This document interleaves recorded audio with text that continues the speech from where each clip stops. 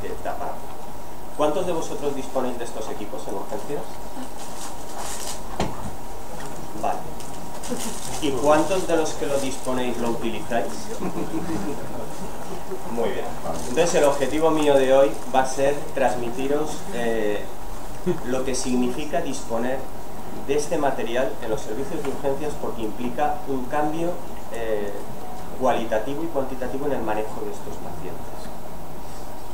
Todos vosotros conocéis perfectamente lo que es el gasto cardíaco, que es el producto del volumen sistólico por la frecuencia cardíaca, y que si lo ajustamos al volumen corporal del paciente hablamos del índice cardíaco. ¿De acuerdo? No es lo mismo un niño un adulto mida 1,5 metros que un jugador de baloncesto de 2,05. ¿De acuerdo? Bien. Y también sabemos que el gasto cardíaco se ve influido por numerosos factores, como la frecuencia cardíaca, la contractilidad, la precarga, la poscarga, etc. Hay múltiples factores que influyen en la precarga, fundamentalmente el volumen sanguíneo, factores que influyen en la poscarga, las resistencias vasculares periféricas y la presión arterial media. Esto simplemente es para introducir. Hasta ahora disponíamos de métodos que no nos servían en urgencias por la complejidad que necesitábamos. Está el COL estándar, que es el método PICO, que son termodiluciones. A través de termodiluciones nos da una medida del gasto cardíaco, de las resistencias vasculares periféricas, etcétera, etcétera. Pero para hacer esas termodiluciones necesitábamos de una vía central para introducir un catéter de Swan-Ganz y una línea arterial. Hoy en día disponemos de dos sistemas no invasivos o mínimamente invasivos, uno que se basa en el método PRAM, el análisis de la onda de pulso, que es el Mosquer, y el otro es un sistema que se basa en unos parches que se colocan sobre el pecho del paciente, formando un cuadrado, y que a través de bioreactancia nos da una medición de las variables hemodinámicas del paciente. Cada uno tiene sus ventajas y sus inconvenientes. El Mosquer precisa de una línea arterial para poder hacer las mediciones y analizar la onda de pulso. Nos da la medida de lo que está ocurriendo en el paciente latido a latido, y el otro sistema, el MICO por bioreactancia, pues simplemente es con la colocación de los parches. Tiene las limitaciones de que en el paciente que está muy malito, muy chocado, sudado, etcétera, pues a veces las mediciones no son del todo exactas. Bien, todos estos equipos, nosotros le vamos a pedir a estos equipos que sean no invasivos en urgencias, que sean aplicables a pacientes con volúmenes diversos, sensibles a los cambios de flujo, que sean fáciles de utilizar, precisos, rapidez y buena relación coste-efectivo. ¿Y cuándo los vamos a utilizar? Pues en infinidad de pacientes en los servicios de urgencias. Todos los días vemos pacientes con sepsis. Nos van a ayudar a plantearnos el diagnóstico diferencial de los pacientes con... ¿Se me oye? Con un cuadro de shock. Sobre todo van a ser útiles en aquellos pacientes ancianos pluripatológicos con deplección de volumen. Hasta ahora, como tengo las cosas, a ojo. Le metemos un poquito de líquido, le ponemos dopamina, aunque no sabemos muy bien cuál es el efecto dosis dependiente, cada vez está más discutido, le ponemos noradrenalina, ¿cuánta? Bien, pues con ello, con estos equipos, vamos a obtener una serie de información, muchas variables, las que más vamos a utilizar nosotros en urgencias, el índice cardíaco, la variación del volumen sistólico y las resistencias periféricas. También vamos a tener información sobre el contenido de los fluidos intratorácicos, pero esto es una estimación en la tendencia en el manejo de los pacientes, pues por el volumen que les ponemos, etcétera, etcétera, y estas variables se ven muy influidas también por el contenido del líquido pleural, la existencia del líquido pericárdico, alveolar, etc. Esta es una de las pantallas que aparecen en estos monitores. Tenemos aquí el índice cardíaco, el gasto cardíaco, frecuencia cardíaca, las resistencias vasculares periféricas, el volumen sistólico, el índice de volumen sistólico y la variación del volumen sistólico. Y ahora veremos un poco de forma práctica cómo utilizar estos parámetros. Tenemos un paciente de 50 años que viene al servicio de urgencias, pues hipotenso, sudoroso, con un cuadro de disnea, y nos tenemos que plantear un diagnóstico diferencial. Índice cardíaco bajo, situación de hipovolemia o insuficiencia cardíaca. Acordaos, gasto cardíaco, producto, frecuencia cardíaca por volumen sistólico. Índice cardíaco elevado, la causa más frecuente es un cuadro de sepsis. Aumenta la frecuencia cardíaca y aumenta el índice cardíaco, salvo que la sepsis esté muy evolucionada y nos encontremos ya con un cuadro hipodinámico. ¿De acuerdo? Con la primera variable ya nos hemos planteado el diagnóstico diferencial.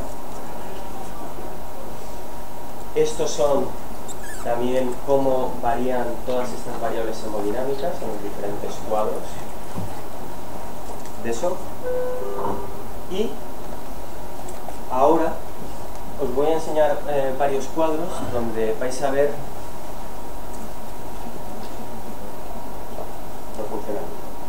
cómo podemos aplicar las variables que nos dan los monitores del gasto cardíaco.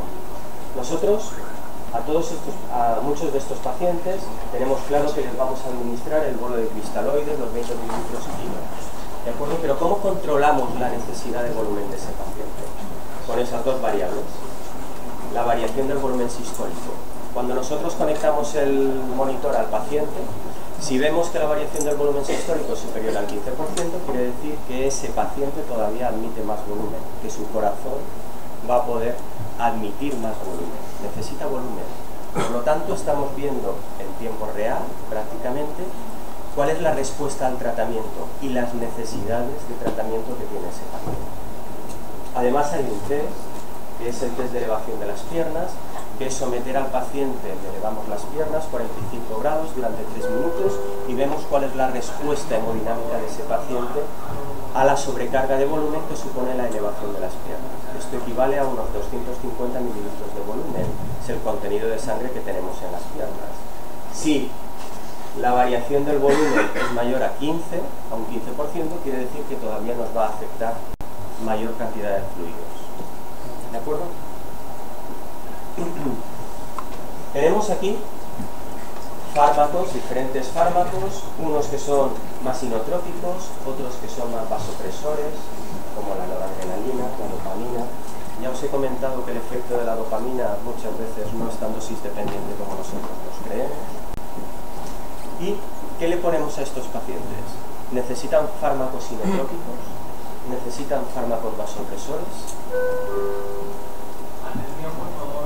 Si nosotros tenemos un índice cardíaco bajo, con un volumen sistólico bajo, ese paciente probablemente lo que necesite son fármacos inotrópicos para mejorar la contractilidad del corazón y mejorar el gasto cardíaco. Sin embargo, si nuestro paciente tiene unas resistencias vasculares periféricas bajas, ese paciente lo que va a necesitar son fármacos vasopresores. ¿De acuerdo? Con lo cual, fijaos cómo tenemos un sistema que de forma objetiva nos va a ayudar a tomar las decisiones en el momento. Este es un ejemplo, ya termino con 3 diapositivas. Varón de 58 años que viene al servicio de urgencias por disnea progresiva de 15 días de evolución, con glucosa, expectoración, etcétera, etcétera, junto con un cuadro de sensación distérmica sin fiebre termometrada. Toma de constantes, pues temperatura 37,9, tensión 87 de sistólica, diastólica 47, frecuencia cardíaca 130. ¿Qué le hacemos a este paciente de entrada? ¿Nadie se anima? ¿Eh?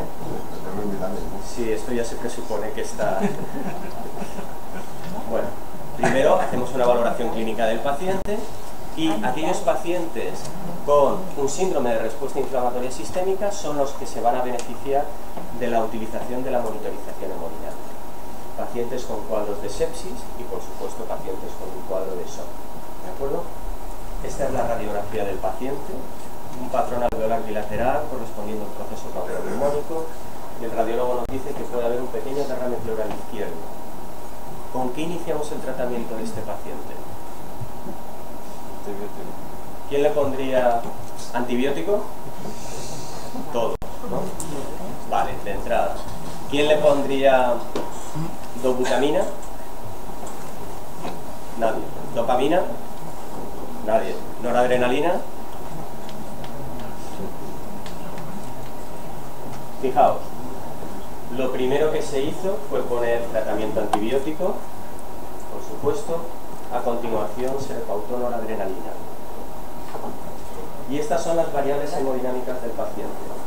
Un índice cardíaco de 3,3, sabéis que lo normal es entre 2,5 y 3,5. Frecuencia cardíaca 115. Un volumen sistólico de 28 con una variación del 10%. Unas resistencias vasculares periféricas de 1648, tensión arterial media de 67 y frecuencia cardíaca de 120-60. Es decir, cuando se le coloca el monitor, tiene unas resistencias, lo normal es que estén por encima de 1500, entre 1500 y 2500, ¿de acuerdo? Y el índice cardíaco está normal. ¿Tenemos bien a este paciente?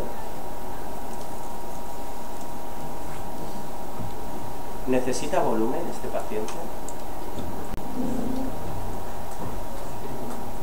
¿Necesita fármacos vasopresores?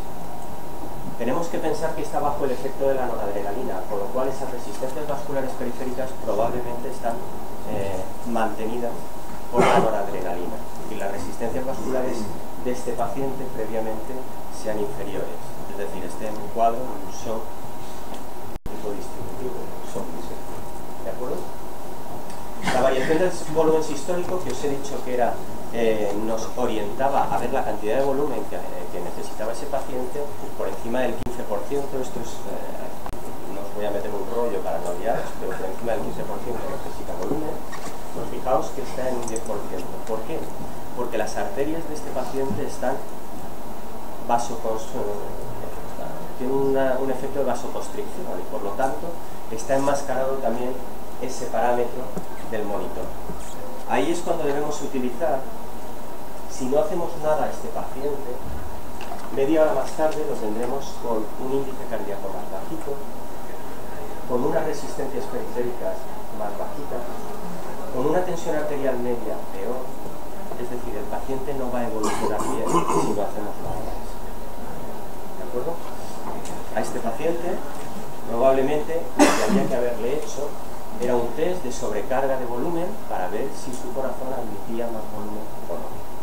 La variación del volumen sistólico era del 27% con el test de elevación de las piernas. Por lo tanto, a este paciente, además de la noradrenalina, lo que había que hacerle era meterle volumen, fluidos. De tal forma que media hora más tarde, estos serían los parámetros hemodinámicos. ¿De acuerdo? Con unas resistencias vasculares mantenidas, la presión arterial vende mejor, etc. Hay diferentes algoritmos. Este es un algoritmo que elaboró Amadeo Almela en el Hospital Arnau de Vilanova de Valencia para el manejo de estos pacientes de forma práctica y que nos sirva de guía cuando utilizamos este tipo de técnicas. Simplemente quería intentar transmitiros lo importante que es disponer de estos métodos de medida en los servicios de urgencias, porque implican un cambio importante en el manejo de estos pacientes. Es de ver lo que estamos haciendo a no ver y actuar de forma casi empírica, que es lo que estamos haciendo ahora. Muchas gracias.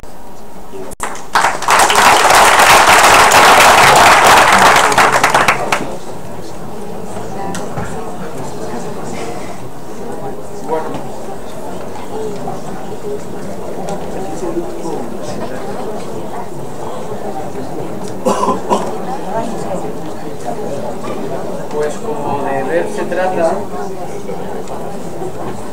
ahora Julio Armas, el doctor Julio Armas, es adjunto de servicio de urgencias de Vinalopó, va a presentar lo que son uno de los pocos servicios de urgencias que disponemos de ecografía, y en ello se anda formando todo el equipo. Pues os va a presentar algunas de las cosas, de los protocolos más habituales, porque es muy interesante, nos ayuda mucho, pero nos da muchos problemas con los servicios. Un poco lo que se trata de ver es no nos vamos a meter en el territorio de nadie, queremos una herramienta que nos va a ayudar y en qué casos nos va a ayudar. Ahora mismo lo vamos a descubrir.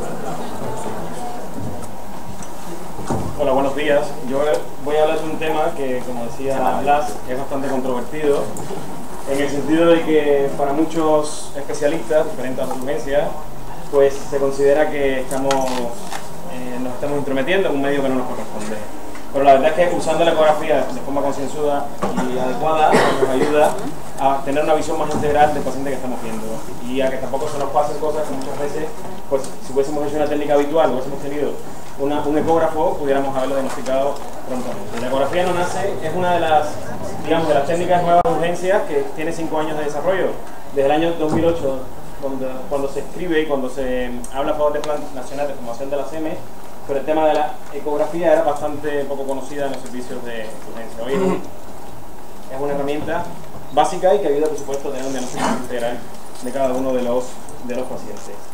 Los antecedentes históricos de la ecografía, no pues solamente, pues la primera vez que se habla de ultrasonidos es en el año 1912 y ha evolucionado pues bastante lento, excepto durante los últimos 10 años que ha habido pues un salto cualitativo, pues ha sido un poco más rápido en cuanto a la aparición de la ecografía en 3D, 4D, en cuanto a, por supuesto, el efecto Doppler, el Doppler color, el Power Doppler, y se ha extendido, no solamente ya es exclusiva para los especialistas de radiodiagnóstico, sino para diferentes especialidades como cardiología, pediatría, nefrología, urología y por supuesto también urgencias, que cada día la vamos introduciendo con nuevos protocolos y nuevas técnicas.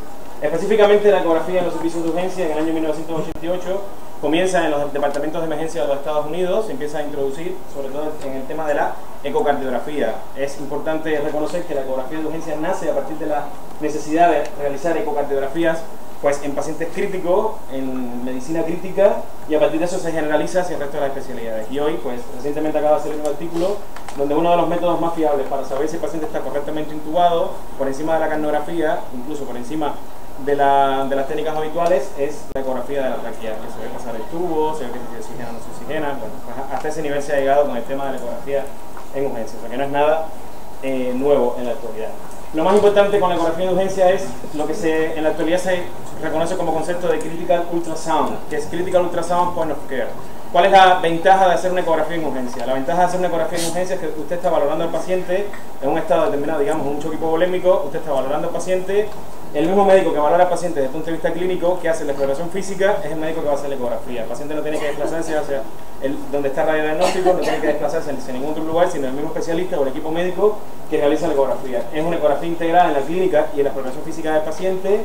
Se permite, por supuesto, la obtención de información relevante de forma inocua y fácil, además reproductible. Es bien importante que quien utilice el ecógrafo en urgencias tenga que siempre grabar los clips de vídeo para después, en un momento determinado, como las urgencias van tan rápido, poder revisar lo que vio antes y probablemente se le escape algo inicialmente y después pueda retomarlo. La identificación de las alteraciones anatómicas y funcionales, pues de manera muy rápida, en el mismo momento en que se está valorando al paciente ya se puede valorar pues las diferentes alteraciones que puedan aparecer, la realización de técnicas y procedimientos invasivos, ecodirigidos o ecofacilitados, ya no se hace una pericardiocentesis o una canalización de vía venosa central, si no se hace con ecografía es mucho más segura, se está viendo lo que se está haciendo, incluso se puede localizar la estructura, hacerlo ecofacilitado o ecoguiado, de cualquiera de las dos maneras.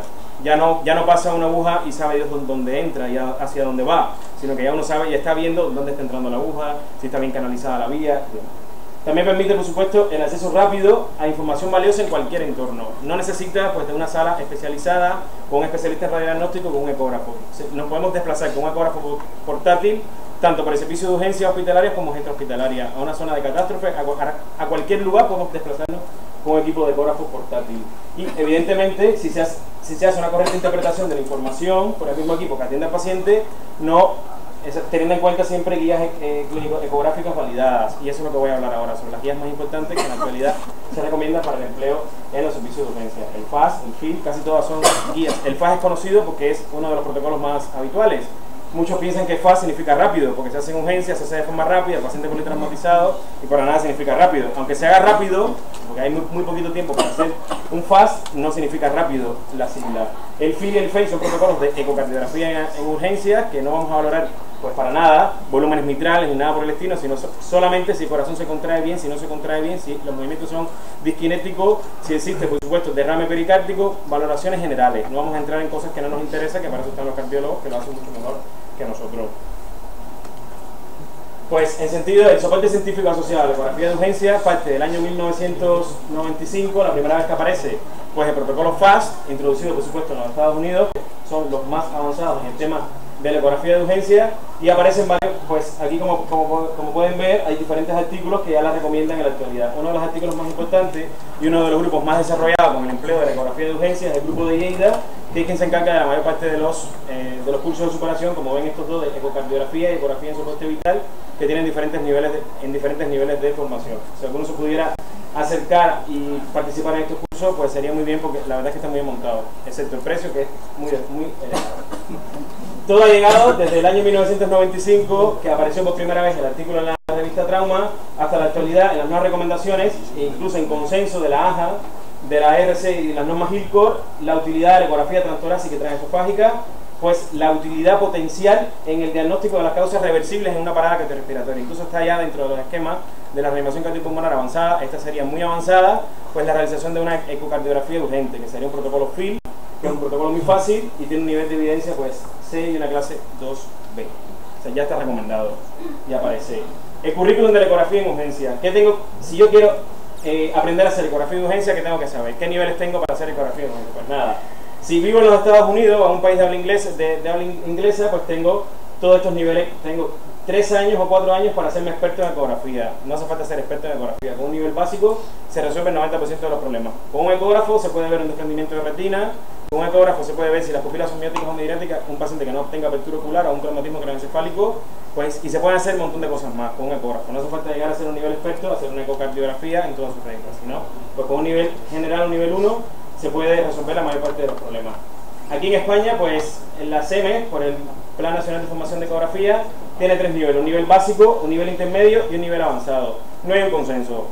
CEMES hace cursos de eco, CEMERGEN hace cursos de eco, algunos lugares avalados por la CEMES también hacen cursos de eco. Se puede hacer cursos de eco por WinFocus, que es uno de los proyectos, como ven aquí, globales para la aplicación de la ecografía en urgencia, y cada uno de ellos da niveles. Algunos dicen que son nivel básico, otro nivel intermedio. La realidad es que en este momento no hay un protocolo que permita pues estandarizar como el currículum americano. No hay un protocolo que lo permita estandarizar en España en este momento, pero lo más interesante es que ya se ha empezado a aplicar.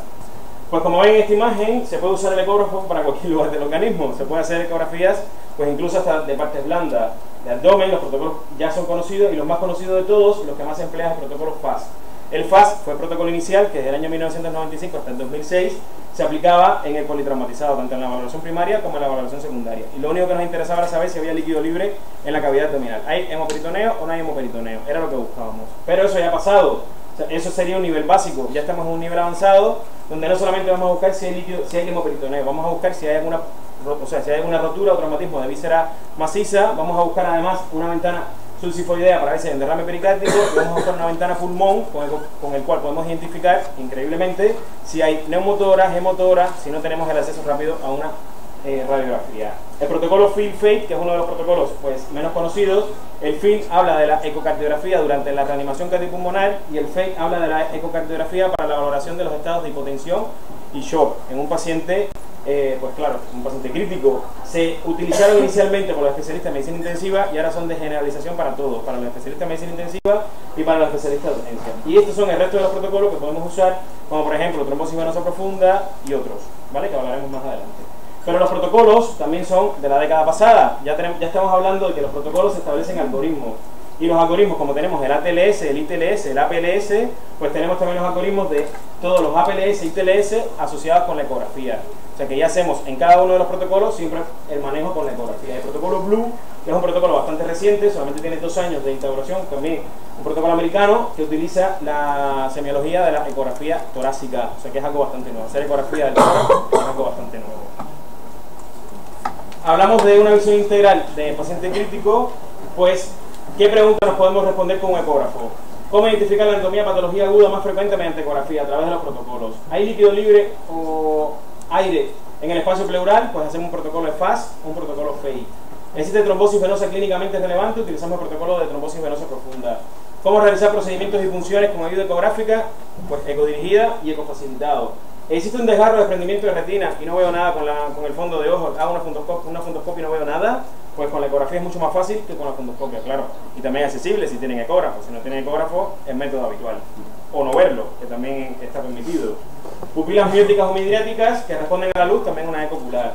Y la vía aérea es permeable, pues en el faz ABCDE, pues también en cada una de las letras, en cada una de las fases, se puede utilizar la ecografía sin ningún problema, tanto los transductores lineales como los transductores convexos. Y eso es pues valorando una motora en una ventana pulmón. Pues nada, cada uno de los protocolos permite identificar diferentes características que ya se las había adelantado. El FAST o el EFAST, que es el FAST por extendido, en sus siglas en inglés, que tampoco significa que este sea más rápido, sino que sigue siendo igual, pero que ahora también utiliza una ventana pericárdica y utiliza una ventana, digamos, susifoidea y una ventana pues pulmonar. Permite estos protocolos evaluar a pacientes politraumatizados o con contusión abdominal cerrada solamente, contusión torácica, neumotórax, hidrotórax, o perforación de víscera hueca o perforación de víscera pues maciza. El protocolo FIL, que le hablaba, que es la ecocardiografía perirresucitación, pues nos permite identificar las causas que son reversibles en una parada cardiorrespiratoria. Y si se utiliza correctamente, pues podemos salvar la vida al paciente. También, si no se utiliza, le podemos salvar la vida al paciente. O si se utiliza, pues no le salvamos la vida al paciente. Todo depende de las condiciones en las que se encuentre el paciente.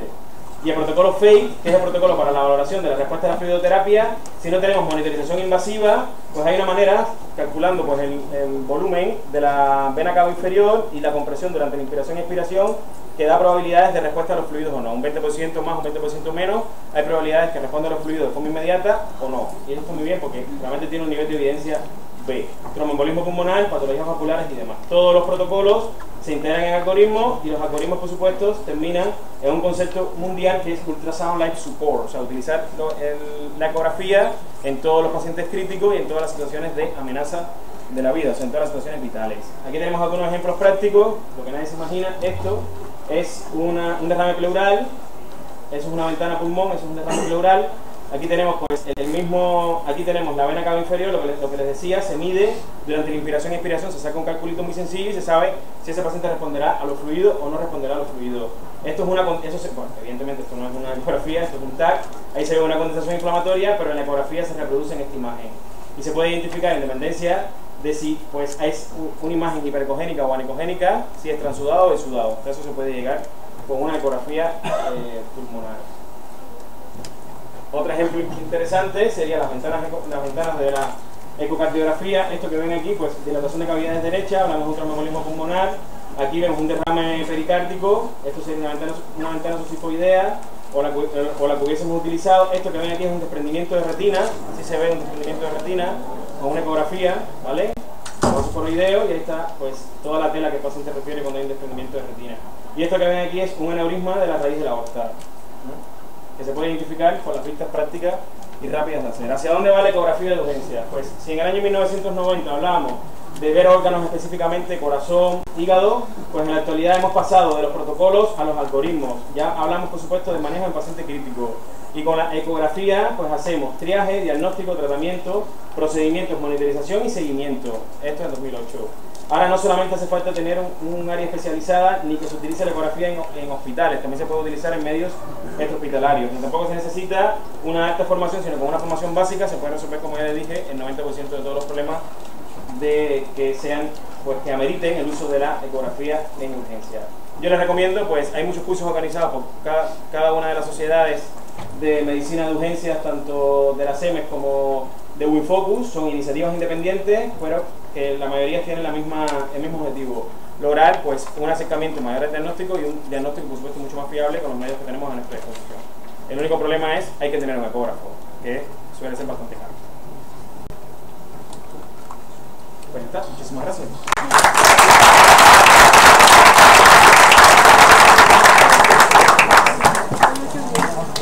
Bueno, aprovecho para deciros que estamos creando un proyecto de creación de un grupo dentro de las MSTV de formación de ecografía. Ya se ha hecho el primer curso en Valencia, ¿no?, hace un mes. Próximamente será en Alicante, nos encargaremos de hacerlo bien pronto y ya os llegará información para los que estéis interesados. Os recuerdo que no va a haber pausa, es decir, podéis salir y entrar en estos descansos. Tenemos el servicio de café aquí al lado, lo podéis entrar el café adentro, no hay problema. Y ahora venía Martín, ¿no? Matilde González es adjunta del servicio de urgencias del Hospital de Elche, donde yo me crié, y viene a contarnos, pues, hablarnos de las nuevas el nuevo manejo de tratamiento del TEP masivo. ¿Vienes con ganas? Apagar la luz, es importante. Bueno, buenos días. En mi caso, os aviso que van a ingresar todos. Yo no voy a mandar a nadie a casa. Las nuevas indicaciones de manejo van a estar avaladas por las nuevas guías que han salido en el 2008 y en el 2011. El tromboembolismo pulmonar, todos sabemos que tiene una clínica, una presentación variada y una tasa de mortalidad también pues amplia dependiendo del diagnóstico, del momento de diagnóstico. El pronóstico y el tratamiento van a depender del balance entre la gravedad y la evaluación del riesgo hemorrágico de cada paciente para decidir la actitud terapéutica adecuada. Clásicamente se han utilizado clasificaciones de gravedad basadas en datos morfológicos. Se tenía en cuenta la proporción de vaso que estaba ocluido o la cantidad de lóbulos o afectación pulmonar que había. Los radiólogos de hecho siguen clasificando así con la escala de Miller del TEP masivo. La limitación de este tipo de clasificaciones para la gravedad es que no tienen en cuenta las características clínicas individuales de cada paciente.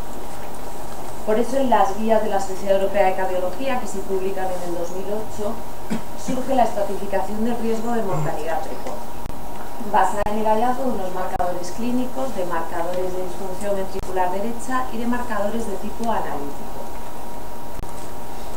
Se estratifica el riesgo en base a la aparición de marcadores clínicos de disfunción y de daño miocárdico.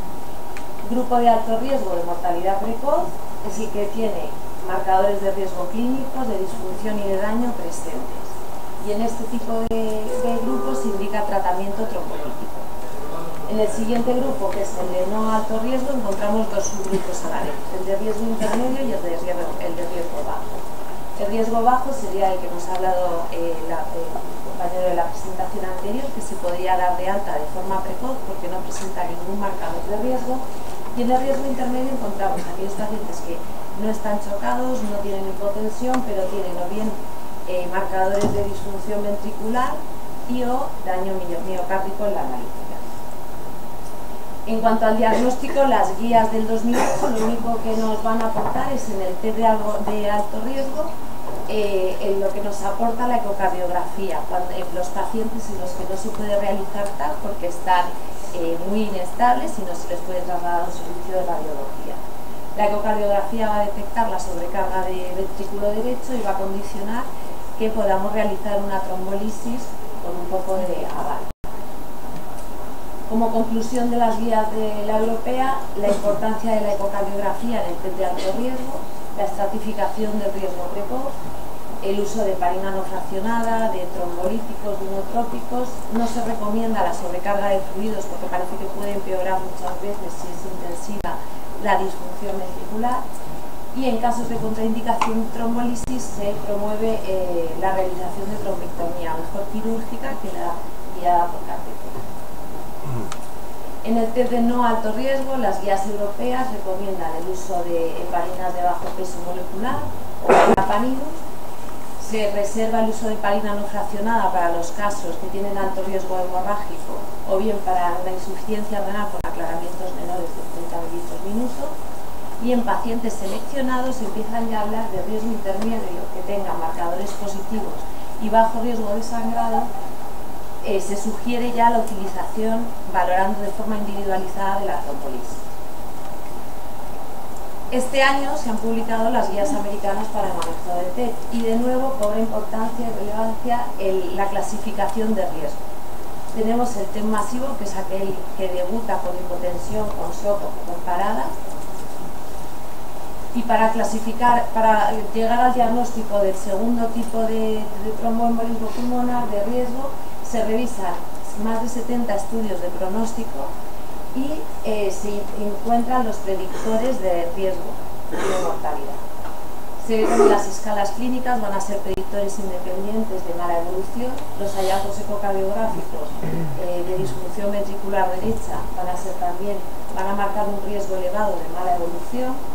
El hallazgo en el TAC de dilatación ventricular derecha y sobre todo de abombamiento de la pared del ventrículo derecho condicionan un mal pronóstico. La elevación de las troponinas tiene una correlación directa con la extensión de la disfunción del ventrículo derecho y, aparte de marcar una peor evolución, tienen un alto valor predictivo negativo. Van a ser muy útiles para identificar a los pacientes que tienen un riesgo de mortalidad precoz baja. La elevación del péptido natriurético también va a tener un valor predictivo negativo alto y se va a correlacionar de forma directa con la disfunción ventricular derecha. En cuanto al electrocardiograma, nos va a ayudar también a identificar a los pacientes de alto riesgo. Los pacientes en los que encontremos taquicardia sinusal, nuevas arritmias, el patrón S1Q3T3, el bloqueo de rama o las alteraciones en el ST o en la onda T, se van a correlacionar con peor pronóstico que aquellos pacientes con tromboembolismo en el que no encontramos estos hallazgos. Así se define la segunda categoría de riesgo como el test submasivo, que será aquella memoria que no tiene hipotensión, por lo tanto no es de alto riesgo, no es un test masivo, pero tiene o bien algún dato de disfunción ventricular derecha que habremos encontrado con la realización del TAC, de la ecografía o de los marcadores analíticos, o bien datos de necrosis miocárdica a los que llegamos por la elevación de las troponinas. Por último tenemos el TEP de bajo riesgo, que será aquel que no cumpla ningún criterio diagnóstico de los anteriores. En las guías también nos vuelven a recordar que debemos valorar siempre el riesgo biológico de los pacientes antes de decidir un tratamiento u otro. Ellos indican la escala de West, pero cualquier escala que esté validada puede ser útil. En cuanto a la anticoagulación, sigue siendo el arma fundamental del tratamiento de la embolia pulmonar. Se recomienda heparina de bajo peso, no fraccionada o fondaparinus, y se debe dar a pacientes que tengan diagnóstico de TEP sin ninguna contraindicación. El mecanismo de acción va a ser la prevención de la extensión del trombo y se debe administrar durante el diagnóstico cuando la sospecha sea alta. Hay una eficacia similar para heparinas de bajo peso o para la no fraccionada, incluso en el grupo de heparinas de bajo peso parece que hay menos tasa de sangrados mayores. Un metaanálisis ha dado este hallazgo. El fondaparin nos va a presentar la ventaja frente a los otros tipos de heparinas que no presenta trombopenia inmunitaria, pero su uso va a estar limitado en pacientes con insuficiencia renal. Hay ensayos clínicos, como ya se ha dicho antes, con los nuevos anticoagulantes en T, pero todavía no están disponibles los resultados. En cuanto a la trombolisis, la diferencia es que la trombolisis sí que va a promover que de forma activa se disuelva el coágulo, va a acelerar la resolución y disminuye la recurrencia del tromboembolismo, y el beneficio hemodinámico frente a la heparina sola es sobre todo en la primera semana. Después igualan los resultados. Los resultados van a ser más favorables cuanto antes hagamos trombolisis, en las primeras 36 horas sobre todo, pero hay beneficios hasta 14 días después de la embolia. El aumento de riesgo de hemorragia, tenerlo en cuenta cuando hay comorbilidad y en pacientes con hipertensión arterial diastólica. Se puede usar uroquinasa, estreptoquinasa o RTPA. En las guías se prefiere el RTPA porque es más rápido y porque presenta la ventaja de poder usarse con heparina. El primer criterio, recuerdan que también es que no haya contraindicación, y las contraindicaciones son las mismas que para la trombolisis del síndrome coronario. La decisión ha de tomarse de forma individualizada para realizar trombolisis, valorando como siempre beneficios y riesgos. El beneficio hay mayor resolución de los síntomas, hay una estabilización cardiorrespiratoria más precoz, con lo cual muchas veces se evita ventilación mecánica y uso de drogas vasoactivas, se reduce el daño ventricular derecho, mejora la tolerancia al ejercicio en el futuro, previene también las recurrencias y hay un aumento en la probabilidad de supervivencia. En cuanto a los riesgos, posibilidad de hemorragias y lo que ello conlleva, que es una prolongación de la estancia y necesidad de transfusión. A largo plazo la trombolisis también va a tener un efecto beneficioso porque va a disminuir la presión de la arteria pulmonar y va a mejorar el remodelado del ventrículo derecho.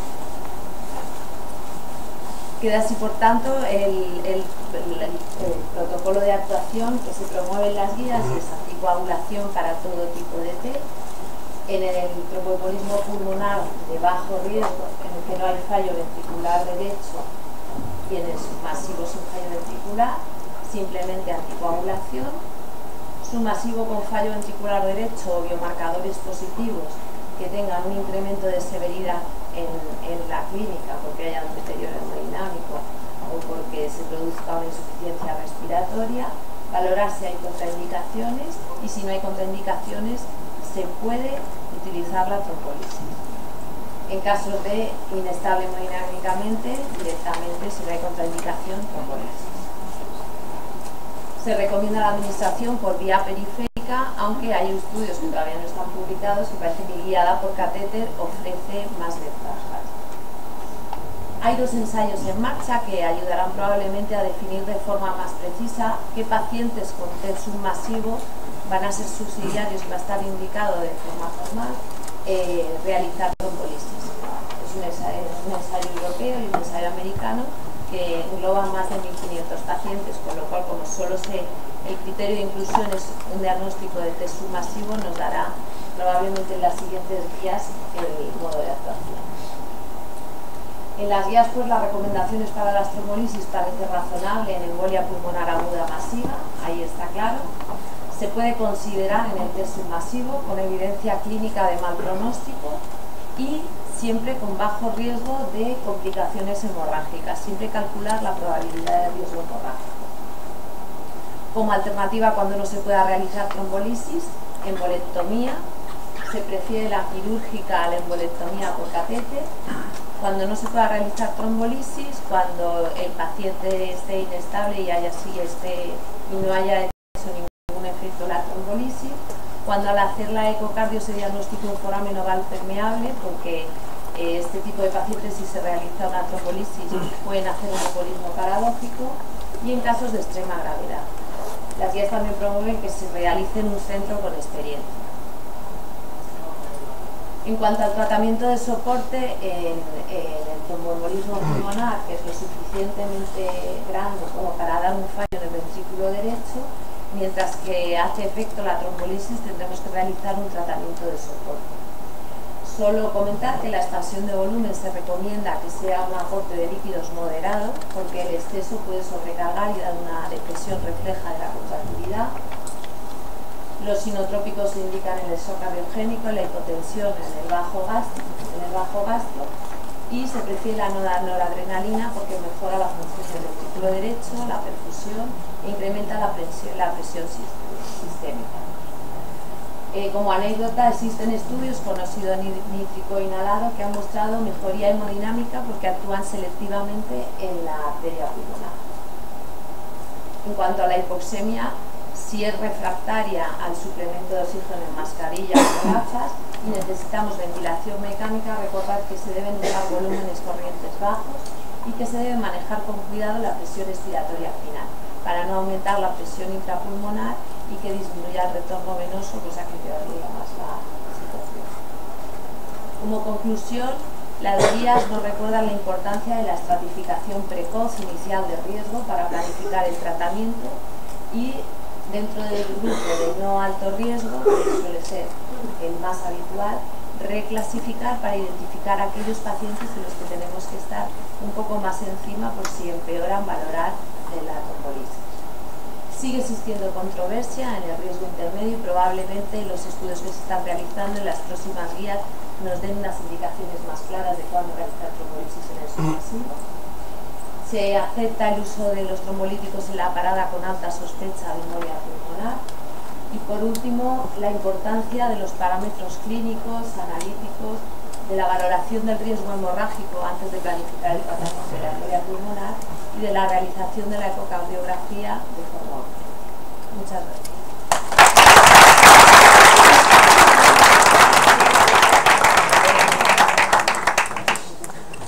Bueno, muchas gracias. Vamos a seguir después de ya una horita viendo las exposiciones. Vamos a entrar en una última sobre el tratamiento y después pasaremos ya a los diagnósticos para posteriormente finalizar en las nuevas fármacos que están.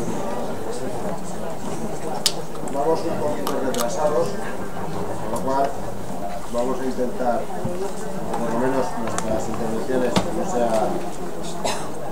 muy extensas y dejamos ya paso luego al ponente, que es el doctor Javier Martín Sánchez del Hospital Clínico San Carlos. Buenos días.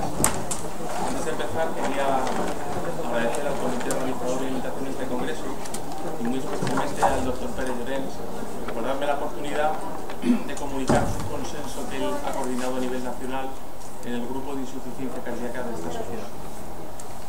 Para empezar, comentaros que este consenso y los puntos que vamos a intentar tratar brevemente en nuestros 10 minutos, pues bueno, es una evolución de unos protocolos iniciales que ya surgieron en el año 2008 y pues tenemos la oportunidad de realmente verlo en la revista de la sociedad, en la revista Emergencias, que como todos saben es una revista con un sello de calidad internacionalmente reconocido.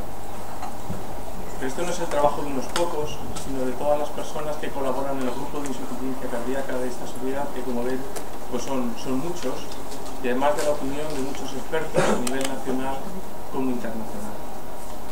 Pero además este documento intenta mojarse en una serie de puntos críticos en lo que es la asistencia a la insuficiencia cardíaca urgente e intenta aplicar la experiencia pues, de gente que ya tiene una trayectoria consolidada en este tipo de aspectos y sobre todo pues, es un protocolo y un documento consenso donde realmente no ha habido ningún tipo de conflicto de interés. Con esto voy a intentar definir, porque tienen el libre acceso a través de la página web de la revista Emergencias, lo que es el acceso a este documento, si no lo conocen, y simplemente voy a intentar dar una pincelada sobre aquellos aspectos probablemente de mayor interés y profundizar en los aspectos terapéuticos. Como definición, todos saben que la insuficiencia cardíaca es la aparición de síntomas y signos secundarios a una normalidad de la función cardíaca y que requiere una atención urgente desde un punto de vista vital. Respecto a la epidemiología, el documento recoge que los servicios de urgencias hospitalarios son lugares claves en la atención de la insuficiencia cardíaca por su prevalencia, porque es una causa frecuente de consulta, porque es la principal causa de ingreso en el paciente anciano, porque la mayoría de los ingresos se realizan a través de los servicios de urgencias, porque solo el 15% de los pacientes atendidos son dados de alta directamente desde urgencias y sobre todo porque casi la mitad de los ingresos se manejan en unidades vinculadas a los servicios de urgencias. Como diagnóstico, pues todos saben que se basa en la presencia de una serie de síntomas y signos, como pueden ser los criterios de Framingham, y además la aportación de pruebas complementarias como la radiografía de tórax, los péptidos natriuréticos TOB y la realización de un electrocardiograma, donde realmente un paciente con patología previa pues probablemente tenga una insuficiencia cardíaca, y si existe la posibilidad de hacer un ecocardiograma lo antes posible, probablemente ese paciente tenga un diagnóstico definitivo. Respecto a los aspectos diagnósticos, no solamente sirve con poner nombre a lo que está ocurriendo, sino también hay que intentar muchas veces poner apellidos, como puede ser si es el primer episodio o no lo es, si se conoce la función ventricular del paciente, si se puede identificar la etiología del proceso, determinar los factores precipitantes de la descompensación e intentarlo clasificar inicialmente desde un punto de vista clínico mediante la cara del Forrester, que luego hablaremos posteriormente. Respecto a las pruebas complementarias, como mayor novedad, incluye que siempre a todo paciente con sospecha clínica de insuficiencia cardíaca aguda hay que realizarle unas troponinas y solicitarle un péptido natriurético tipo B. Y no solamente desde un punto de vista diagnóstico, sino ya veremos a lo largo del día, que probablemente otros compañeros lo comentarán, desde un punto de vista pronóstico. Pero además, como comentaba nuestro compañero anteriormente, la posibilidad de que el ecocardiograma pase a ser una herramienta del urgenciólogo, donde realmente con un protocolo, como ha comentado el protocolo FATE, que simplemente con poner el ecocardiograma a nivel subsacroilieo, a nivel apical y a nivel paraesternal con un eje corto y un eje largo, simplemente una persona con un poco de entrenamiento, es decir, no hace falta que realmente tenga un curso muy avanzado, permite saber si ese paciente, cuando viene con sospecha de insuficiencia cardíaca, tiene derrame, las cámaras contraen o no contraen bien, si hay una desproporción entre la cámara izquierda y la cámara derecha, realmente de cara al diagnóstico diferencial y la fracción ventricular, y si realmente ese paciente tiene una fracción de eyección aparentemente disminuida. Pero además, yo creo que como punto más novedoso, permite al urgenciólogo hacer una atención inicial basándose en una serie de escenarios clínicos. El documento propone 5 escenarios, donde realmente desde un punto de vista hemodinámico, basándose en las cifras de la tensión arterial sistólica a la entrada de la puerta de urgencias y las manifestaciones clínicas, permite dividir en 5 escenarios clínicos. El primero sería la insuficiencia cardíaca no hipotensiva.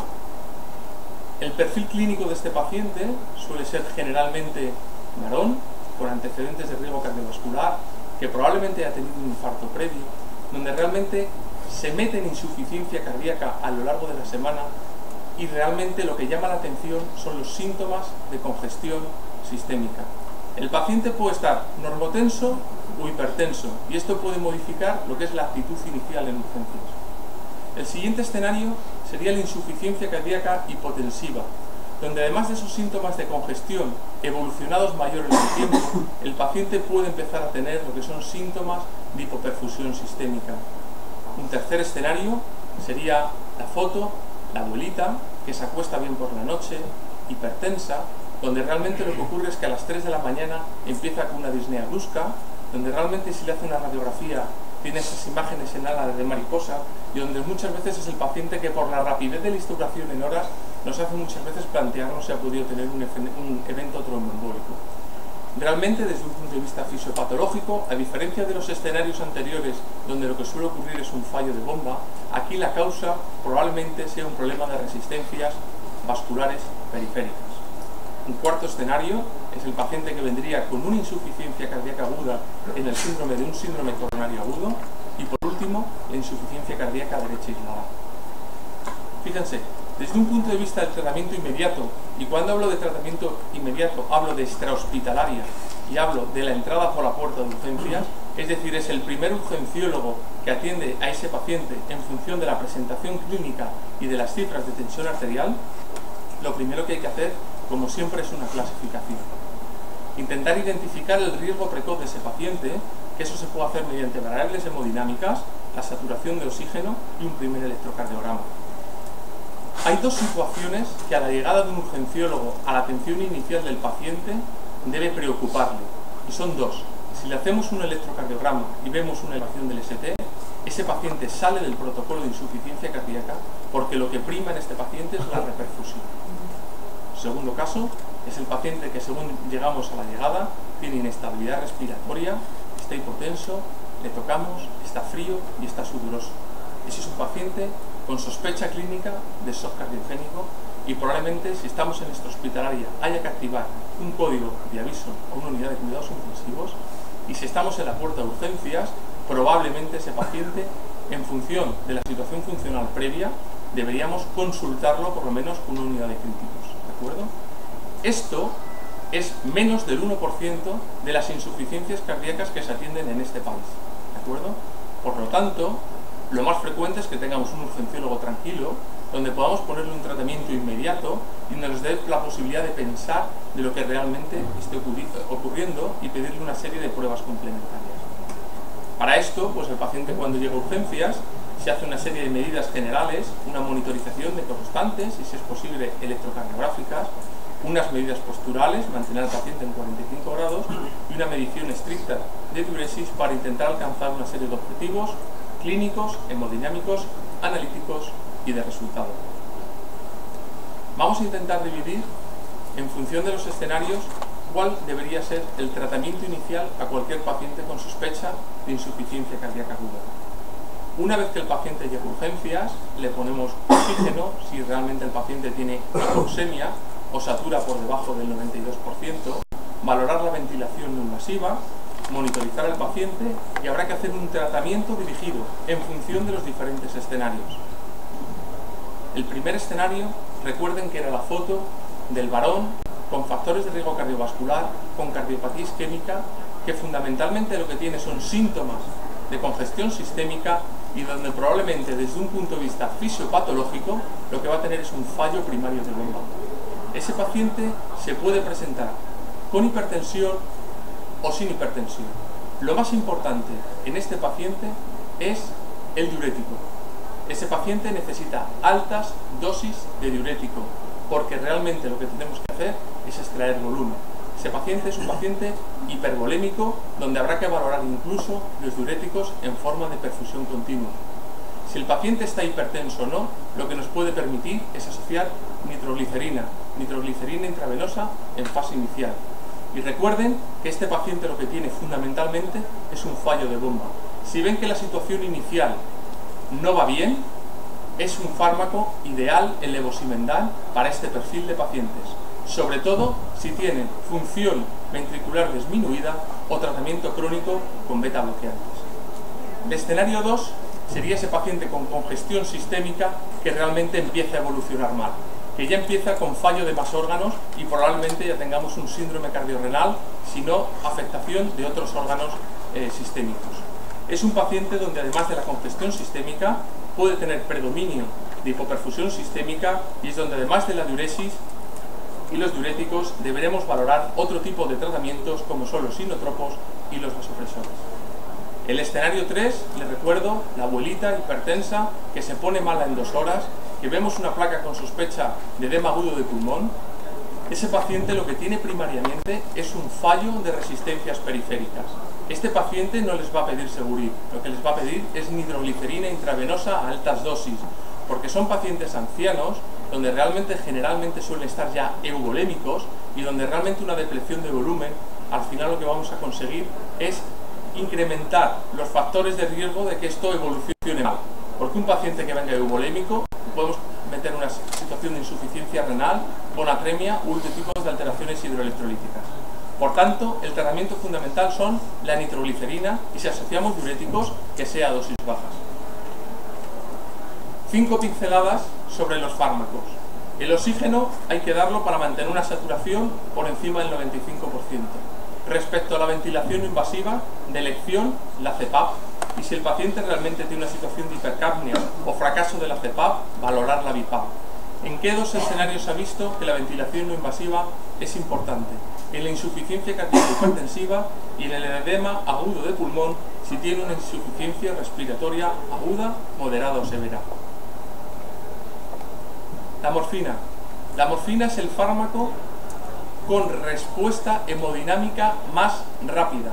Es verdad que hay poca evidencia, pero es un fármaco que en lo que a un paciente se le coge una vida, se le coge una tensión y realmente se intenta estabilizar inicialmente, sobre todo en insuficiencias cardíacas hipertensivas, que sepan que va a tener una disminución de la precarga y la disminución de la precarga va a ser en cuestión de minutos y va a aliviar bastante al paciente para a ustedes permitirles hacer un tratamiento inmediato tranquilos. Respecto a los diuréticos de ASA, a pesar de la escasa evidencia, es el tratamiento sintomático más conocido para la insuficiencia cardíaca aguda y simplemente dar 2 pinceladas. La importancia de la infusión continua. Se ha visto que es más eficaz y igualmente segura que el tratamiento convencional en bolos, a pesar de que hay evidencia limitada. Perfil del paciente para congestión sistémica. Fundamentalmente el paciente no hipotenso, ¿de acuerdo?, que realmente va a tener síntomas de congestión sistémica. Respecto al tolvaptan, no voy a hablar nada porque he visto que en programa va a venir un experto a hablarles de esto. Simplemente comentarles que parece dibujarse como el tratamiento de la hiponatremia en aquellas hipernatremias hipervolémicas, como puede ser el caso de la insuficiencia cardíaca o del paciente con cirrosis. Los nitratos, muy importante, recuerden los pacientes que generalmente tienen un fallo inicial de resistencias periféricas.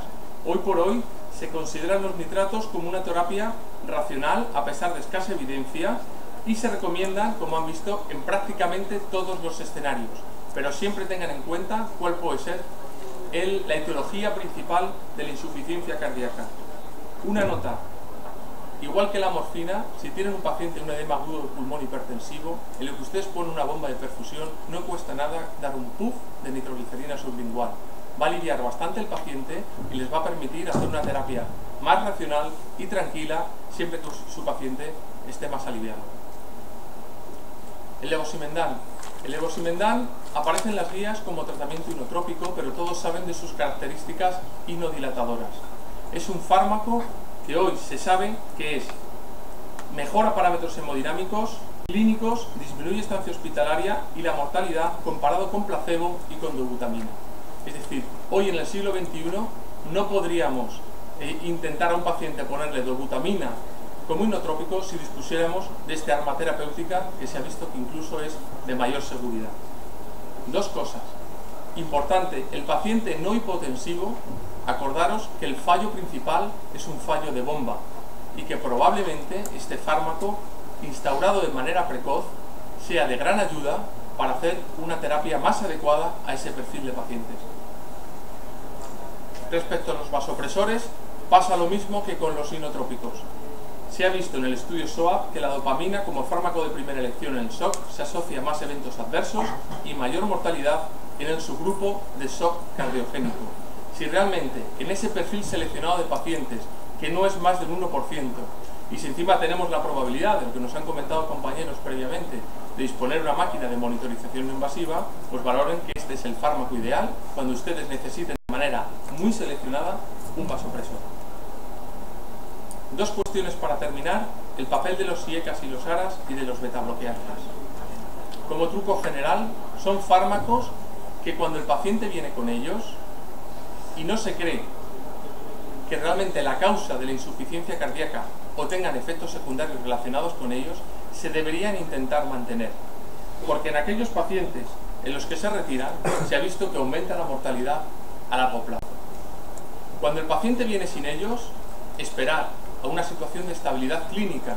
Los IECAs y los ARAs siempre empezar primero, a los 2, 3 días, primer día, ¿de acuerdo? Y una vez que se hayan iniciado los IECAs y los ARAs y el paciente esté estable, se puede valorar el inicio con beta bloqueantes. Respecto a la comorbilidad, no me voy a detener, simplemente recordarles que la fibrilación auricular no apresúrese con la frecuencia, porque muchas veces es una respuesta adaptativa. Respecto al EPOC, acuérdense siempre del papel de los broncodilatadores, esteroides y valorar el tratamiento antibiótico, y sobre todo el papel de los esteroides, porque parece que en estudios animales potencian el efecto diurético. Y respecto de la anemia, cuidado con la transfusión. Las transfusiones hay que hacerlas cuando son necesarias y únicamente cuando son necesarias. Recuerden que están tratando pacientes muchas veces hipervolémicos. Me parece interesante, aunque no tiene a colación de la charla, hablar exclusivamente de los aspectos del criterio de ingreso. El urgenciólogo en este país es el responsable de la decisión de ingreso y es muy importante que ese plan de atención debe ser siempre individualizada. Hoy por hoy tenemos escasos datos para realmente y escalas para saber qué paciente debe ingresar o no debe ingresar. ¿De acuerdo? Lo que nos basamos es en el sumatorio de factores de riesgo. Y ahí les pongo a mano derecha pues realmente variables que se han identificado como variables pronósticas de insuficiencia cardíaca aguda. Es muy importante en esta decisión individualizada tener en cuenta aspectos funcionales, mentales y sociales, porque muchas veces a pacientes que parecen asintomáticos, que parece que ha habido una buena respuesta diurética, si no sabemos atar estos tres aspectos, el paciente volverá a urgencias. Y en este país vuelven 3 de cada 10 en el primer mes.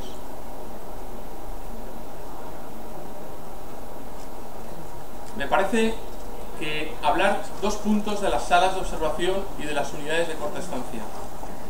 Si ustedes tienen pacientes sin claros factores de alto riesgo y creen que el paciente se puede mejorar en 24 horas, déjenlo en la sala de observación. Hagan un tratamiento diurético intravenoso, intenten al día siguiente educar a la familia y al paciente y derivarle al nivel asistencial más adecuado. Si ustedes tienen unos pacientes que tengan algún tipo de factor de riesgo, pero que está todavía en esa fase de penumbra, pero creen que realmente puede evolucionar a corto plazo en mejoría, esas son fundamentalmente las insuficiencias cardíacas hipertensivas, que a pesar de que vienen sintomáticamente son las que más alarman, son las que antes curan, déjenlo en una unidad de corta estancia. Si ustedes tienen un paciente con una insuficiencia cardíaca ya estudiada, no tienen que hacer un tipo de estudio etiológico durante el ingreso, déjenlo en una unidad de corta estancia. Y si tienen un paciente paliativo, pueden dejarlo en una unidad de corta estancia. Y sobre todo, lo que tienen que asegurar son las unidades de atención domiciliaria, porque un plan de seguimiento al alta es fundamental en esta patología. Como criterios de alta, si no tenemos claro lo de los criterios de ingreso, los criterios de alta aún menos. Simplemente dejarles una nota. No crean que solamente con la mejoría clínica subjetiva es suficiente. Hay estudios donde se ha visto que el paciente mejora subjetivamente, se le mide y suelen tener presiones altas. Simplemente manden a casa a un paciente estable hemodinámicamente con una función renal más o menos parecida a la basal, donde realmente no necesita oxígeno domiciliario si no venía con él, donde no tenga una arritmia y donde no tenga clara elevación de los marcadores cardíacos. Un plan sin un plan es un plan fracasado. Si ustedes dan un alta, intenten contactar, hacer un seguimiento precoz a ese paciente. Si es un paciente con alto riesgo de refrecuentación, hable con los servicios de atención domiciliaria o con el médico de atención primaria. Pero todo paciente se debe ir con un mapa. Y un mapa es una serie de criterios y recomendaciones al alta. Las tienen ustedes en las guías. Reconocer los síntomas, el control de peso, la adherencia terapéutica, la abstinencia de tóxicos, hábitos dietéticos, controles de factores de riesgo cardiovascular, la vacunación, los programas de ejercicios e intentar evitar el estrés laboral. Muchas gracias.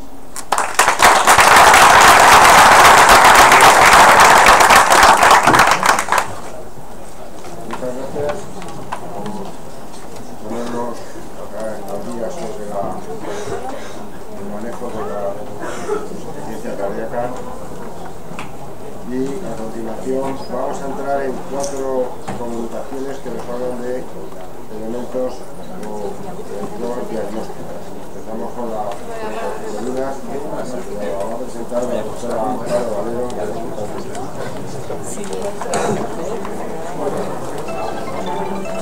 Espero que podamos poner simplemente claramente audibles. Si no se oye, por favor, me lo decís. En primer lugar, agradecer a la organización y sobre todo al doctor Pérez Llorens, que ha contado conmigo. Y en segundo lugar, tranquilizaros porque voy a ser breve.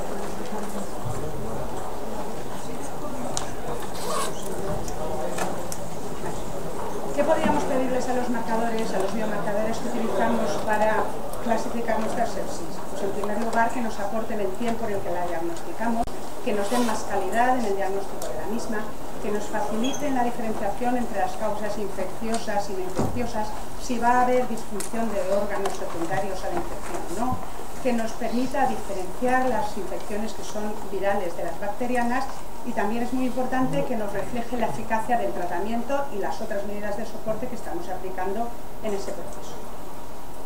Para hacer un poquito en qué situación estamos, nos ponemos a las 4 de la mañana en cualquier guardia y viene un residente de tercer año de médicas y nos plantea que tiene un varón de 66 años con una fiebre de 3 días, no ha consultado todavía, tiene un estado general afectado, tiene dolor en el hipocondrio derecho, 4.500 leucos, no hay neutrofilia, la PCR es de 200, el fibrinógeno de 600, es un paciente tocado, está anticoagulado y es un EPOC. Entonces el residente nos dice que le parece que es una colecistitis y que si lo deja en la sala de observación con el antibiótico, o llamamos a cirugía a ver si nos lo quitamos de encima. Empezamos ahí a hablar de la procalcitonina. Es un péptido de 116 aminoácidos que es una prohormona de la calcitonina.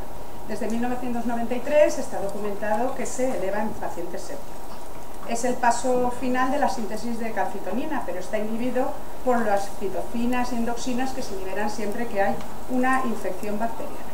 La procalcitonina está elevada habitualmente de forma selectiva en las infecciones bacterianas y parece que está producida, además de en otros lugares, por los monocitos adheridos.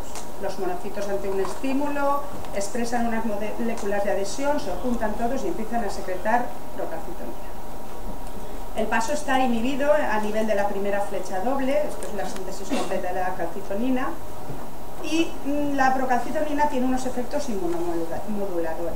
Es una quimiocina, modula la liberación de otras citocinas, modula la vasoconstricción e inhibe unos efectos de otras proteínas que tienen un papel importante en la vasodilatación, que luego será una de las cosas que tendremos que tratar en el shock septic. ¿Qué características biológicas tiene? Pues tiene una vida media de unas 22 a 26 horas, se eleva en las 2 horas siguientes a la bacteriemia o la liberación de toxinas. Y bueno, como puntos de corte muy prudentes, con niveles menores de 0,5 miligramos por mililitro es improbable que haya una sepsis ni un shock séptico. Por encima de 2 miligramos mililitro identifican pacientes de alto riesgo y por encima de 10 miligramos por decilitro está claro que va a haber un fallo de órganos asociado a la infección. Es una gráfica clásica en la que se demuestra la precocidad y la mayor elevación de la procalcitonina respecto a la PCR en los casos de bacteriemia aguda. ¿Cómo la utilizamos desde el punto de vista clínico? Bueno, pues es un claro marcador de progresión a sepsis en cualquier infección severa, probado en múltiples ensayos.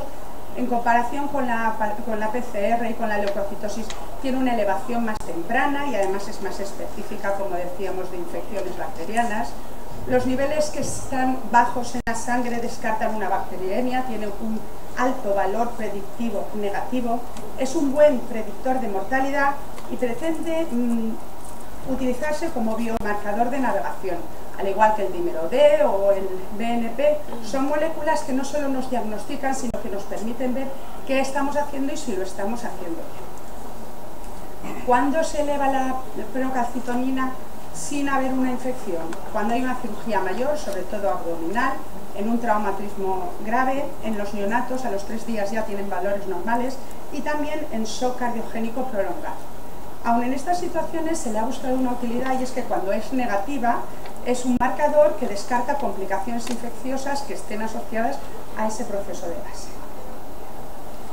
En situaciones especiales como son los trasplantes renales, hepáticos y cardíacos, se ha demostrado que diferencia bien entre las infecciones fúngicas de las bacterianas elevan procalcitonina, y incluso en los pacientes con neutropenia que está inducida por quimioterapia, si tienen una sepsis o una infección grave, van a elevar también procalcitonina.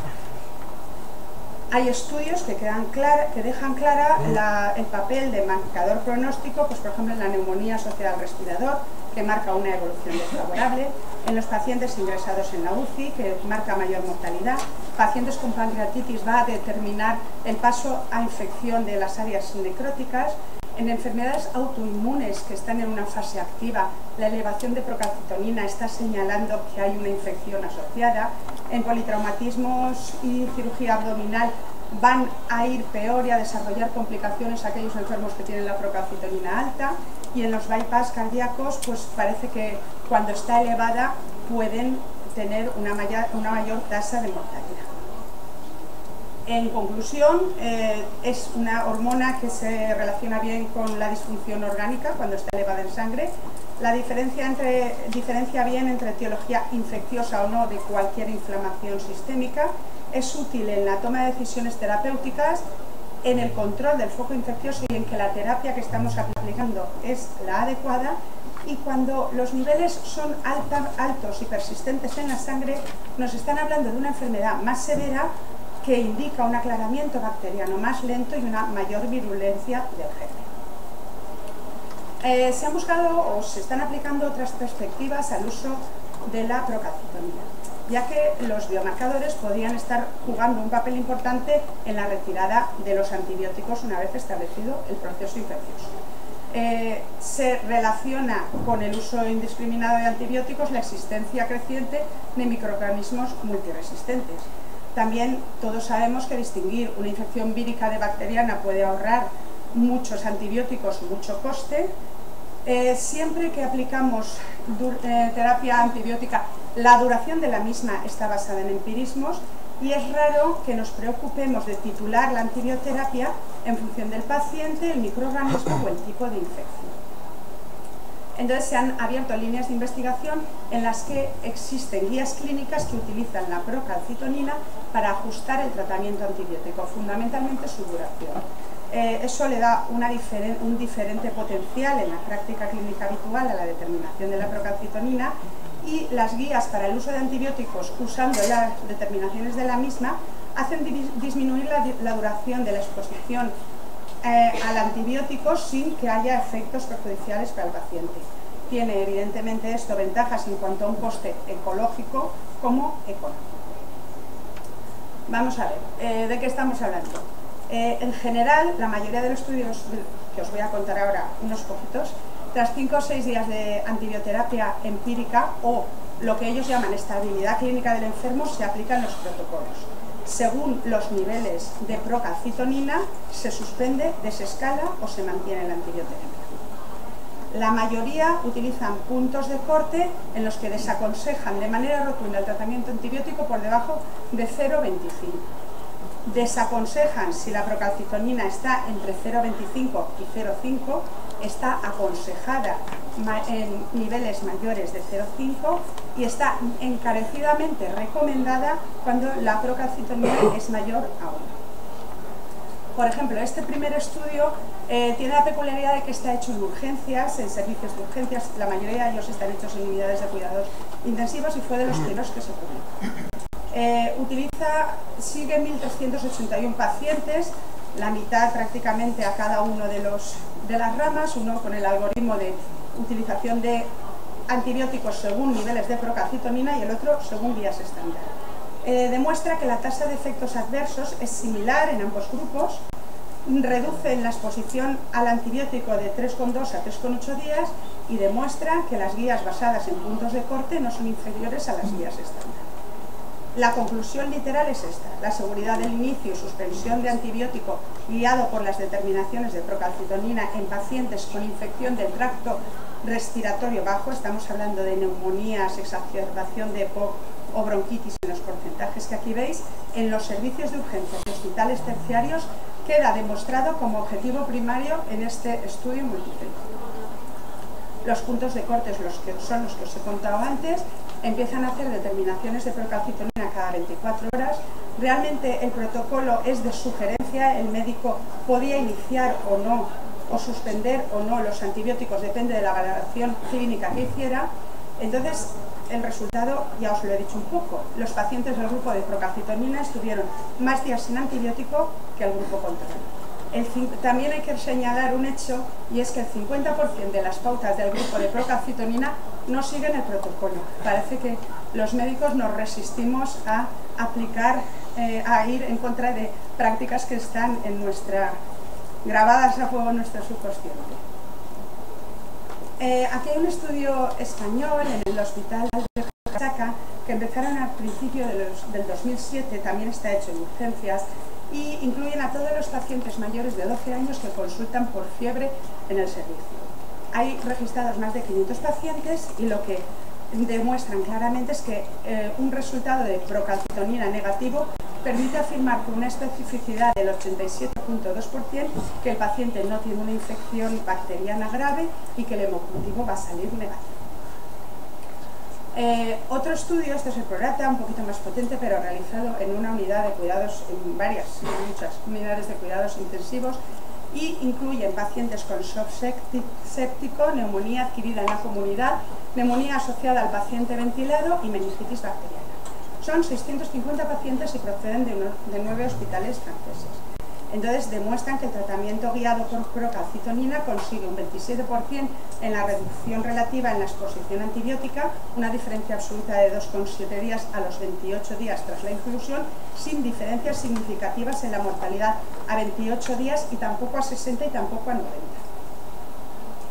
90. Más recientemente, esta es de noviembre del 2010, en el Critical Care aparece una revisión en la europea porque está hecho en hospitales europeos. Recopilan las revisiones sistemáticas y los metaanálisis de estas fuentes bibliográficas publicados después de 2007. Los términos son procalcitonina, enfermo crítico o cuidados intensivos. El objetivo primario que buscan es la exposición al antibiótico. También, no sé cómo traducir esto, yo creo que me paso el algoritmo por el arco del triunfo, se ve claramente que en un alto porcentaje no se siguen los algoritmos guiados por procalcitonina. Sí demuestra un descenso en la exposición a los antibióticos, no hay diferencias en la mortalidad entre ambos grupos, las tasas de estancia, ventilación mecánica, sobreinfecciones y lo que está tan de moda, el coste, son similares en los dos grupos y concluyen que se puede hacer con las guías guiadas por procalcitonina una reducción en el uso de antibióticos y compromiso en el curso clínico. Posteriormente hay una revisión que hemos puesto como australiana, pues porque está hecha por australianos. Este artículo está escrito en una búsqueda de estrategias para minimizar el uso de antibióticos. Entonces repasan unos 11 estudios y sacan unas conclusiones. La conclusión que sacan fundamentalmente es que el concepto de interrupción de antibioterapia guiado por procalcitonina tras la estabilización clínica, no se mojan en días, parece estar listo para su introducción en la práctica clínica. ¿Qué conceptos quedan por aclarar? Pues un poco que si en los estudios en los que demostramos que utilizamos menos tiempo el antibiótico, a lo mejor no es por la procalcitonina, a lo mejor es porque no estábamos haciéndolo bien y al revisarlo podríamos haber quitado antes los antibióticos. Hay un sesgo geográfico, dicen ellos, porque la mayoría de estudios están publicados en Europa, es verdad. El papel de procalcitonina en los diferentes tipos de infecciones, no solo en el tracto respiratorio, queda a veces por aclarar. Achacan también que los valores de corte de procalcitonina pueden haber sido variables en los distintos estudios. Hablan de que es caro determinar de forma diaria la procalcitonina y lo que sí que es verdad es que falta demostrar, o sea, utilizamos menos tiempo el antibiótico con estas guías, pero falta demostrar que también disminuimos la tasa de microorganismos multiresistentes. La resistencia antimicrobiana global nos coloca en una situación de tener que disminuir el uso de antibióticos de una manera agresiva. El concepto de suspensión del antibiótico guiado por procalcitonina tras estabilización clínica es probable que sea afectado. Y por fin, y esta es muy reciente, es de agosto de este año, revisan los americanos. Os pongo la cita porque ya os digo que es muy reciente y además vuelve a utilizar a los servicios de urgencia como escenario del estudio. Su objetivo primario es resumir el diseño, eficacia y seguridad de los ensayos clínicos publicados hasta la fecha y adaptar los algoritmos al escenario de los servicios de urgencias.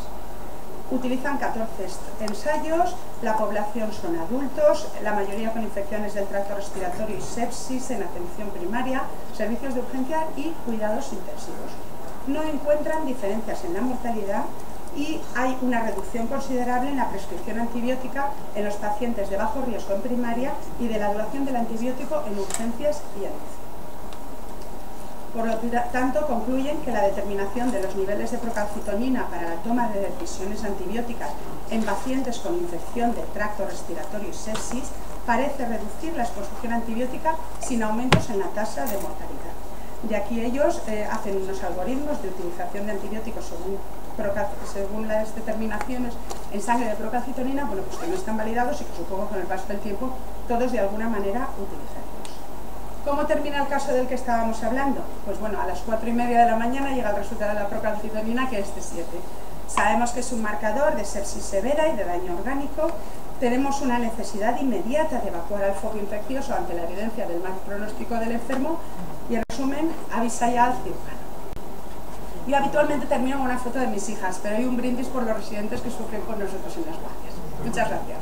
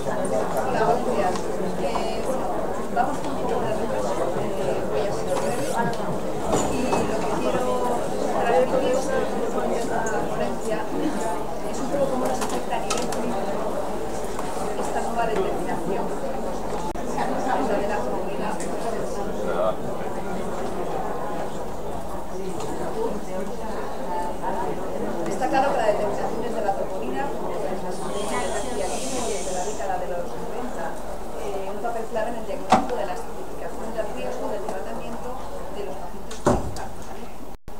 Se introdujo en la década de los 90 y progresivamente estos métodos iniciales para medición de troponinas pues han ido mejorando. Han ido aumentando la sensibilidad analítica y eso hace que cada vez estemos diagnosticando a pacientes más pacientes y antes. Lo que a veces nos confunde es que la troponina, si bien es un marcador de lesión de miocitos cardíacos, lo que no nos va a decir es la etiología de esa lesión. Entonces, según está aumentando esta sensibilidad de los métodos analíticos para determinar la troponina, lo que hacemos es que se evidencian cada vez más situaciones clínicas que no son un infarto de miocardio, pero que se asocian a estos niveles elevados de troponina.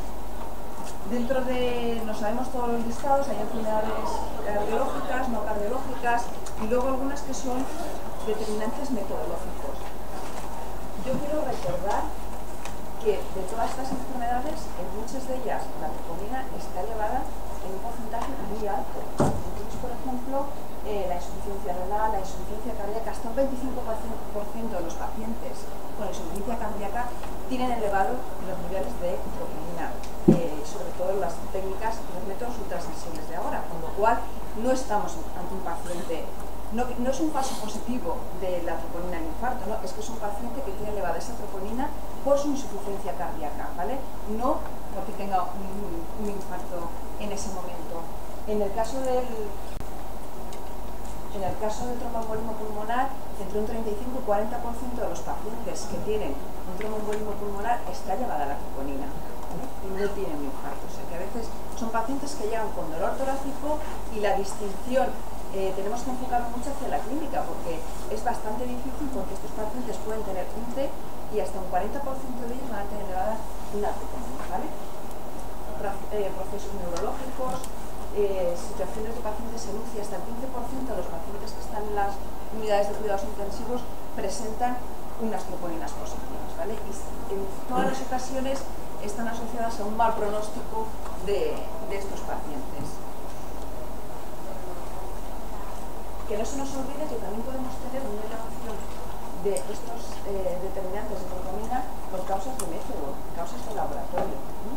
Hay anticuerpos heterófilos, coagulopilina, factor reumatoide, que van a hacer que el laboratorio nos dé unos valores elevados de troponina. Desde luego, todos los marcadores los necesitamos, son útiles, no es que son útiles, son imprescindibles, pero muchas veces tenemos que volver a centrarnos y que la clínica, el resto de exploraciones pertinentes en cada caso, es lo que me va a ayudar al diagnóstico, no nada más la troponina, ¿vale? Estamos dolor torácico, troponina y en muchas ocasiones todos hemos comentado que parece que estamos ingresando troponinas, ¿no? Que se nos olvida ya el paciente y lo que ingresamos es, vale, dolor torácico, troponina alta, bueno, podemos centrarnos un poquito y a ver que no en todas las ocasiones va a ser necesario. Desde el 2007 en el documento de consenso se marca unos valores de límites, se están buscando los límites inferiores para el uso de la troponina, o sea, la ultrasensible no es ni más ni menos que unos métodos cada vez más sofisticados y más sensibles para la determinación. Entonces se recomienda como límite inferior el valor del percentil 99 tomado en una población de referencia y con un coeficiente de variación menor del 10% y que el corte es en 14. Cambien las unidades de medida, ¿vale? Yo tengo que comentar que en nuestro hospital estamos utilizando hay determinación de troponina ultrasensible y cuando se hizo el cambio de la determinación clásica a la ultrasensible, al servicio de urgencias no se nos comunicó, ¿vale? Y entonces, de repente, se hizo en agosto, no se comunicó al servicio de urgencias y cambiaron las determinaciones sin decirnos nada, ¿vale? Esta denominación de métodos de alta sensibilidad es para identificar métodos que mejoran esa detección, ¿vale? Van a mejorar la detección de la troponina y lo que define es qué concentración mínima puede diferenciarse de cero que nos haga tener ese corte. No hay unas guías formales para determinar a un método como que es ultrasensible, ¿vale? Como que es de alta sensibilidad. Entonces, en muchas ocasiones también se está utilizando con fines de marketing, ¿vale? Nosotros directamente no nos vemos implicados en esa etapa porque no somos del laboratorio, pero sí que en muchas ocasiones no es una determinación real ultrasensible, sino que se puede utilizar son fines de marketing, porque no hay un corte claro de decir, a partir de aquí puedo tomar unas determinaciones que sí que son método ultrasensible. Aunque ha generado un gran avance, porque ya he dicho que detectamos mucho más pacientes y más pronto, pero sí que es verdad que este valor mínimo no está muy bien definido, ¿vale? Y luego, el cómo seríamos los valores, qué aumento, qué porcentaje va a ser significativo, pues sobre todo para nosotros es muy importante, para el cambio evolutivo, todavía no está completamente definido. Los intervalos de tiempo a los cuales vamos a tener la determinación tampoco, depende de según distintas casas comerciales, según distintas técnicas para aplicar esta medición de troponina, pues también varía el intervalo de tiempo, no está fijado, en el cual tenemos que repetir la determinación. Hay que intentar homogeneizar la población de referencia en la cual se hace el corte de este percentil 99 y luego una terminología para que categorice los diferentes ensayos. Cada casa comercial tiene su ensayo, sus límites, su delimitación, pero no hay una homogénea que englobe a todos. Hay muchos trabajos, cada día están apareciendo nuevos y es prácticamente a diario. El denominador común, diagnóstico más temprano, ¿vale? Más frecuente, o sea, captamos muchos más pacientes con infarto agudo de miocardio, ¿vale? Pero también a la vez que estamos aumentando la sensibilidad en estos pacientes, estamos aumentando la detección de problemas cardíacos que no son isquémicos, ¿vale? Que no son isquémicos.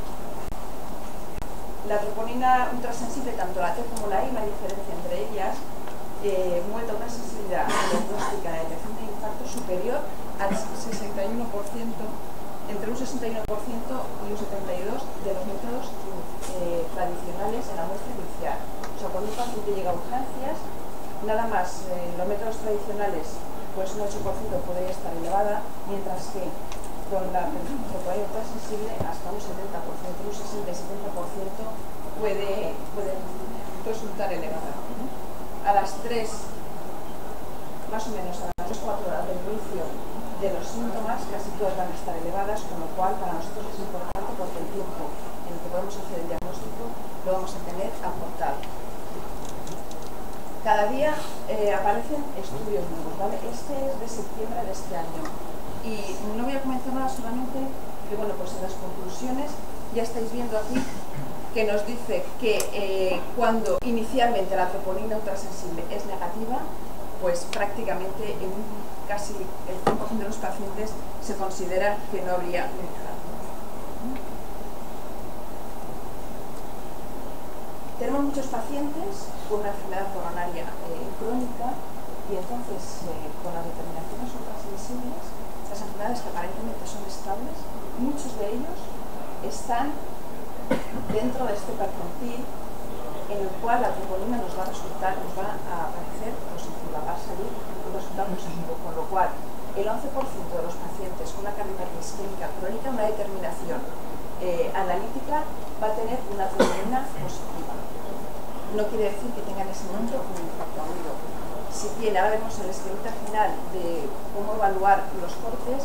Si ese paciente tiene dolor torácico, habrá que hacer una seriación, ¿vale? Posterior, pero que sepáis que un paciente, tenemos esa costumbre de tirar al paciente no ha ido por dolor torácico, pero como es una cardiopatía isquémica, se le pide también troponina y aparece elevado. Bueno, pues que sepáis que con las determinaciones ultrasensibles, hasta un 11% de los pacientes va a resultar positivo, con lo cual no tenemos que tomar ninguna determinación con ellos.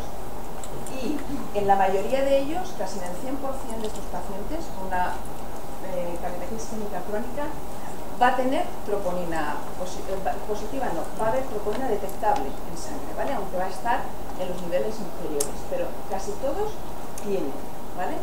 Troponina positiva. Esto nos podría ser útil, sobre todo en un futuro y cuando se estén haciendo, vayamos un poco más adelante, como estratificación de riesgo, ¿vale? Porque sí que se ha visto que los pacientes que ahora mismo están asintomáticos, con una característica isquémica crónica y que están elevados los niveles de troponina tienen peor pronóstico y más eventos graves en los meses siguientes. Y este es el esquema un poco que nos haría, nos explicaría cuando tenemos una sospecha de un síndrome coronario agudo, ¿vale? Como veis, como ya he dicho, que en la mayoría de los casos ya inicialmente la troponina va a ser positiva de ultrasensible y la siguiente, prácticamente a las 3 horas, casi todos los tenemos ya metidos ahí, no hay que esperar a las 6 horas. Entonces, ante una sospecha de un síndrome coronario agudo, sí, estoy hablando de una clínica compatible, que tenemos una alta sospecha, no el paciente de bajo riesgo, que lo pedimos un poco de rutina, sino que tenemos realmente una sospecha de síndrome coronario agudo. Si el valor está por encima de 14, puede ser un infarto, ¿vale? Y si está por debajo de 14 y tenemos una alta sospecha, lo que vamos a hacer es repetir después, unas 3 o 6 horas después, la troponina y ver, ¿vale? Entonces, cuando el paciente está por encima de 14, prácticamente siempre va a ser, a continuación será un infarto. Repetimos la troponina a las 3 horas y si esa troponina ha subido, es un infarto, ¿vale? Y puede haber subido por encima de 50 o entre 14 y 50. En cualquier caso, si sube, un infarto, ¿vale? En las situaciones agudas de ese momento. Si sube la troponina, pero no está en valores, no sube por debajo del 100%, pues tenemos que ver si es un proceso realmente agudo o crónico. Ya hemos comentado los cardiopatía isquémica crónica que tiene una troponina positiva, pero no tiene por qué ser aguda, ¿vale? Entonces sí que hay que hacer una determinación posterior, ¿vale? A las 6 horas, para ver si realmente es agudo o crónico. Y cuando la troponina está por debajo del 14, entonces sí que hay que hacer una segunda determinación a las 3 horas y aquí ya, si es por debajo de 14, completamente quedaría al principio descartado, ¿vale? Y si está por encima de 14, según haya sido el aumento mayor o menor del 100%, lo daríamos como agudo o repetiríamos la analítica para descartar si ha sido agudo o crónico. El esquema es de hace un año y pico más o menos y hasta ahora todavía no ha tenido ninguna modificación sobre él, ¿vale? Probablemente, como ya he dicho que no hay un método homogéneo de la determinación de troponinas, se irá modificando. Pero sí que yo quería hacer hincapié en que no todos los pacientes, la determinación de troponina ultrasensible nos detecta mucho antes de los pacientes con infarto, pero también detecta muchos pacientes, está posible muchas enfermedades que no son con infarto. Entonces, tenerlo en cuenta, que igual que nos saca muchos de los otros, saca muchos también de los que no son infarto. Que tengamos cuidado no evaluar al paciente con la clínica y con todo su conjunto, no dedicarnos exclusivamente a valorar la troponina. La troponina es un valor que nos ayuda, no solamente basarnos en la troponina.